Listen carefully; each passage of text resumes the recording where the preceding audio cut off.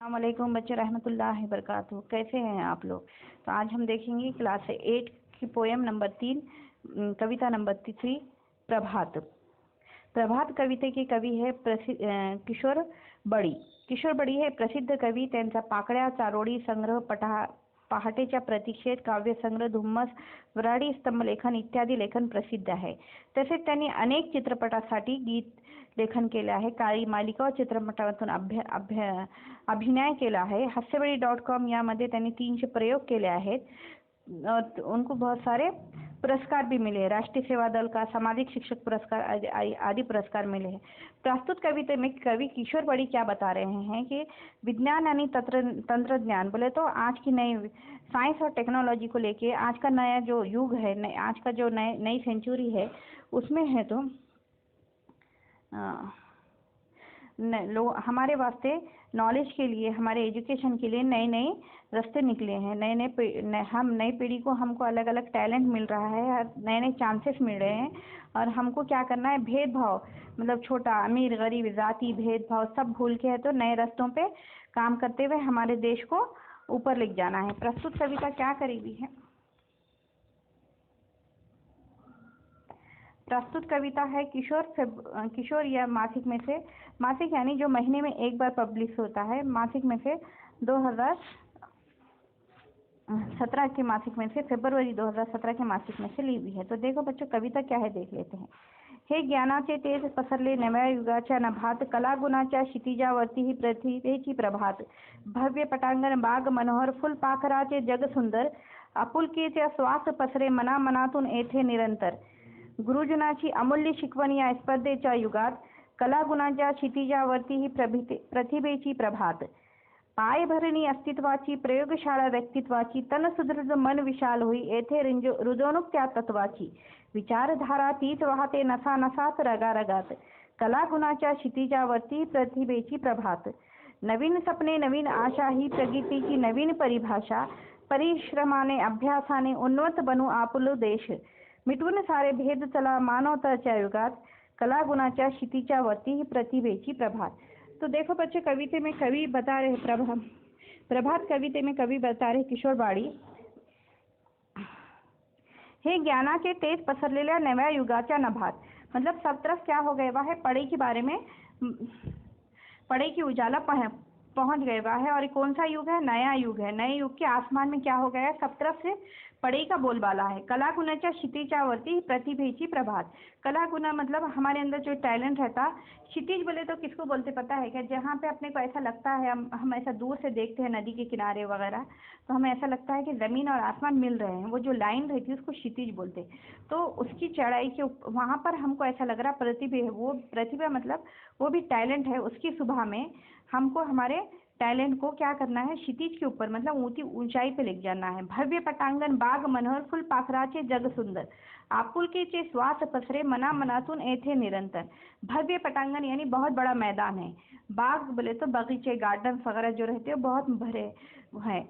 Full पाखराचे जग सुंदर, ये कैसी है, हमारे फूलों की और है तो परिंदों की दुनिया बहुत सुंदर है. आपुलकीचा श्वास पसरे, यहाँ पर क्या हो रहा, सब तरफ इंसानियत का, एक दूसरे के लिए मोहब्बत का और है तो अपनेपन का श्वास यानी खुशबू फैली हुई है. मनातून येथे निरंतर, हमेशा यहाँ पे एक दिलों में एक दूसरे के लिए मोहब्बत है. गुरुजनाची अमूल्य शिकवण या स्पर्धेच्या युगात, कलागुणाच्या क्षितिजावरती प्रतिभेची प्रभात. हमारे जो टीचर्स रहते, गुरुजन बोले तो हमारे जो टीचर्स रहते, उन्होंने जो हमको अमूल्य मतलब जिसकी कोई कीमत नहीं लगा सकते, ऐसी जो हमको शिकवण दी है, ऐसी जो हमको नॉलेज दी हुआ है, वो हमको क्या करना है, कहाँ लेकर जाना है. ये जो आज कंपटीशन का युग है, जो ये सेंचुरी जो है हम बोलते हैं ना कि कंपटीशन की है, जो कंपटीशन में जीतेगा, जो उन्हें आगे बढ़ेगा, जो उन्हें टिकेगा, और जो कंपटीशन से डर जाएगा उन्हें हार जाता. तो ये कैसा है, स्पर्धे का युग है. कैसी है ये सेंचुरी, स्पर्धे की है. तो हमको क्या करना है, हमारे टैलेंट बताते हुए क्षितिज के ऊपर नई जो सुबह हो रही उसको छूना है. पाय भरणी अस्तित्वाची, प्रयोगशाळा व्यक्तित्वाची, तन सुदृढ मन विशाल होई येथे रुजवणूक त्या तत्वाची. पाय भरनी कहीं की होई, हमारे अस्तित्व यानी हमारे व्यक्तिमत्व की, हमारा जो अपना अस्तित्व जो है, अस्तित्व की हम क्या करते हैं यहाँ पे पाय भरनी करते हैं. और प्रयोगशाला व्यक्तित्वाची मतलब व्यक्तिमत्व बोले तो हमारी अपनी खुद की पर्सनालिटी की क्या है, प्रयोगशाला है। प्रयोगशाला यानी लेबोरेटरी, जहाँ पे है तो हम अपने अपने पर्सनालिटी को डेवलप करने के वास्ते अलग अलग प्रयोग करते हैं। हमको पता नहीं रहता कि हम क्या करने वाले हैं, क्या बनने वाले हैं। तो ये क्या है, प्रयोगशाला है व्यक्तित्वाची। तन सुदृढ़ मन विशाल हुई, अगर हमारा तन तन यानी हमारी हेल्थ जो है, हमारा शरीर जो है वो क्या है, सुदृढ़ यानी हेल्दी रहेगा, अच्छा रहेगा, बीमारियां नहीं रहेंगे, अच्छे मन, हम ताकतवर रहेंगे, सेहतमंद रहेंगे। तो क्या होगा, मन विशाल हुई, तो हमारा दिल भी कैसा होता, विशाल हो जाता, बड़ा हो जाता। अगर हम बीमारियों में, परेशानियों में घिरे रहेंगे तो हम किसी के बारे में अच्छा नहीं सोच सकते, सिर्फ अपनी परेशानी में रहते। तो हमको क्या करना है कि लोगों की परेशानियों के बारे में, अगर अपने अपने आप को कामयाब करना है, इस स्पर्धा के युग में टिका के रखना है, तो हमको क्या करना है, अपना तन क्या करना है, तन यानी अपना शरीर क्या करना है, अपनी बॉडी क्या करनी है, हेल्दी रखनी है, सेहतमंद रखनी। एथे रुजनुक क्या तत्वाची, यहाँ पर क्या है, तत्व मतलब कुछ है तो हमको कुछ रूल्स मिलते हैं जो हमको उसको है तो यहाँ पे रुजौनुक करना है, मतलब यहाँ पे हमको पेर के रखना है, जो अच्छे उसूल है हमारी जिंदगी के, हमको बना के रखना है। विचारधारा तीत वाहते नसा नसात रगा रगात कला गुणाचा क्षितिजावती प्रतिभेची प्रभात। क्या होता कि हम हमारा पाया अगर मजबूत रहेगा, हमारा बेसिक अच्छा रहेगा, हमारे घर का माहौल अच्छा रहेगा, हमारे व्यक्तिमत्व, हमारी पर्सनैलिटी अच्छी रहेंगी, तो हम क्या करते, वो चीज़ हमारे नसों नसों में बहते रहती, रग रग में बहते रहती है, और हम फिर क्या करते, हम कामयाब होते। कहाँ पे कामयाब होते, कला गुणाच्या क्षितिजावर प्रतिभेच्या प्रतिभेवर। नवीन नवीन सपने, नवीन नवीन आशा ही प्रगति की नवीन परिभाषा। हमको क्या करना है, नए नए ख्वाब देखने हैं, नई नई उम्मीद रखनी है, और ये सब क्या है, हमारी कामयाबी की नवी परिभाषा। परिभाषा यानी डेफिनेशन जो रहती, व्याख्या जो रहती वो है। तो ये क्या है, हमारी नई कामयाबी की नई व्याख्या है, कई कि हम नए नए ख्वाब देखेंगे और नई नई उम्मीद रखेंगे। परिश्रमाने अभ्यासाने उन्नत बनू आपल्या देशा। हम क्या करेंगे, मेहनत करेंगे और पढ़ाई करेंगे, उससे क्या करेंगे, हमारे देश को क्या करना है, हमको उन्नत बनाना है, मतलब तरक्की की राह पर ले जाने। मिटवू सारे भेद चलारे मानवतेच्या युगात कला गुणाच्या क्षितिजावरती प्रतिभेची प्रभात। मिटवून सारे भेद, हमको क्या करना है, सारे भेद मिटा देना है। लड़का लड़की, गोरा काला, अमीर गरीब, जात पात, छोटी जात का बड़ी जात का, ये जो सारे हमारे समाज में भेद है वो सब मिटा के हमको क्या करना है, इंसानियत का युग बनाना है। और है तो फिर हमारे टैलेंट को परखते हुए हमें आसमान में ऊंचा ऊंचा उड़ना है। तो ये थी कविता प्रभात। प्रभात कविता के कवि है किशोर बाड़ी। उन्होंने क्या बता रहे कि हमको अपने सेहत अच्छी रखते हुए, अपने गुरुजनों ने जो भी हमको शिकवन दी हुई है उसको टिकाते हुए हमको स्पर्धा के युग में टिकना है और हमारे देश को आगे ले जाना है। क्या करना है, हमको नए नए कला गुण के विकास के नए नए संधि मिल रहे हैं, कई की वजह से, विज्ञान और तंत्रज्ञान की वजह से नए नए संधि मिल रहे हैं। तो वो सब के सहारे हमको भेदभाव भूलते हुए हमारे देश को प्रगति पर लेकर जाना है। तो ये थी बच्चों कविता प्रभात लेसन क्लास 8 की। अब उसके कुछ हार्ड वर्ड्स हैं जो देख लेते हैं और फिर है तो होमवर्क भी देख लीजिए। तो कविता प्रभात कविता के कवि है किशोर बाड़ी।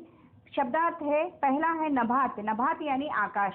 फिर दूसरा है क्षितिज, क्षितिज बोले तो आकाश व पृथ्वीला टेकलेले आहे अशी दिसणारी भासमान रेख। मतलब कहीं भी जमीन और आसमान मिलते नहीं, पर हमको ऐसा लगता है अगर हम देखेंगे तो जमीन और आसमान मिल रहे, ऐसा हमको भास होता है, ऐसा हमको भ्रम होता, वो जो लाइन रहती उसको क्षितिज बोलते। प्रयोगशाला व्यक्तित्वाची, प्रयोगशाला व्यक्तित्वाची बोले तो व्यक्तिमत्व की जड़न घड़न, जहाँ पे हमारी पर्सनैलिटी डेवलप होती। फिर चौथा है उन्नत, उन्नत यानी विकासित, मतलब हमको हमारे देश का डेवलपमेंट करना है। पांचवा है निरंतर, निरंतर बोले तो हमेशा, ऑलवेज, नेहमी, सतत। फिर उसका अब है तो होमवर्क के लिए क्वेश्चन है, देख लीजिए। पहला क्वेश्चन है कवितेच्या आधारे योग्य पर्याय निवडा। पहला है कला गुणाच्या क्षितिजावर प्रतिभेची पहाट उगवलेली आहे, कारण पहला आ सूर्योदय होऊन सकाळ झाली, आ नवे युग उजळले, ई ज्ञानाचे तेज नव्या युगाच्या नभात पसरले। जो सही है उसके आगे आपको टिक मार्क करना है, जो सही है उसके आगे टिक मार्क कीजिए।